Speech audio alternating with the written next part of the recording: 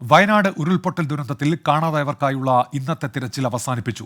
2 ശരീരഭാഗങ്ങൾ ഇന്നത്തെ തിരച്ചിലിൽ കണ്ടെത്തി. സൂചിപ്പാറയിലെ തിരച്ചിലാണ് കാലും തലയും കണ്ടെത്തിയത്.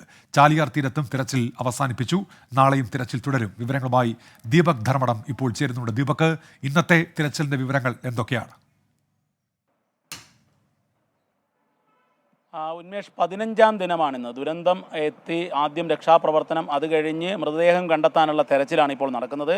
ഇന്നും വിപുലമായ രീതിയിൽ തന്നെ തെരച്ചിൽ നടന്നു. 7 സോണുകൾ തിരിച്ചുകൊണ്ട് 7 സെക്ടറുകളാണ് തെരച്ചിൽ നടന്നത്. അതിൽ കൂടുതലും ഈ ഗൂഗിൾ മാപ്പിംഗ് ഉപയോഗിച്ചുകൊണ്ട് ഓരോ പോയിന്റ് വൈസുള്ള തെരച്ചിലാണ് നടന്നത്. പക്ഷേ ആകെ 3 ശരീരഭാഗങ്ങൾ മാത്രമാണ് കണ്ടുകിട്ടിയത്. മറ്റൊരു പ്രധാനപ്പെട്ട കാര്യം, ഈ DNA ടെസ്റ്റ് നടത്താനുള്ള മാപ്പിംഗ്, അത് കൃത്യമായി മാച്ച് ചെയ്യുന്നതിന് വേണ്ടിയുള്ള ഒരു ശ്രമങ്ങൾ ആരംഭിച്ചിട്ടുണ്ട്. ഏതാണ്ട് 90ഓളം ഫലങ്ങൾ വന്നു എന്നുള്ളതാണ് നമുക്ക് മനസ്സിലായത്. അതുമായി ബന്ധപ്പെട്ട് ഈ ശരീരഭാഗങ്ങളുടെ സാമ്പിൾ വെച്ചുകൊണ്ട് ആരുടെ ബന്ധുക്കളാണ് എന്നുള്ള കാര്യത്തിൽ കൃത്യമായ, പ്രത്യേകിച്ചും കാണാതായത് കുറേ പേരുണ്ട്, ആ മിസ്സിംഗ് ആയ ആൾക്കാരുടെ ശരീരഭാഗമാണോ കിട്ടിയത് എന്നുള്ള നിലയിലുള്ള ഒരു പരിശോധന ആരംഭിച്ചിട്ടുണ്ട്. അതിൻ്റെ ഒരു പൂർണ്ണ ചിത്രം നാളത്തോടുകൂടി ലഭിക്കും എന്നുള്ളതാണ് മനസ്സിലാകുന്നത്.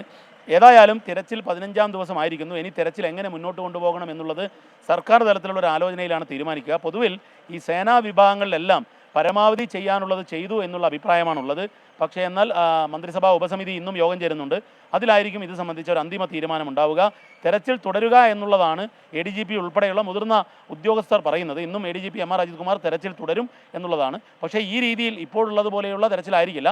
ചില ഏരിയകളിൽ മാത്രം, പ്രത്യേകിച്ചും ഈ ചാലിയാറിൻ്റെ ഇരുകരകളും കേന്ദ്രീകരിച്ചുള്ള തെരച്ചിലാണ് തുടരാൻ സാധ്യതയുള്ളത്. ഉന്മേഷ്, ദീപക് ധർമ്മടമാണ് വാർത്തയുടെ വിശദാംശങ്ങൾ നൽകിയത്.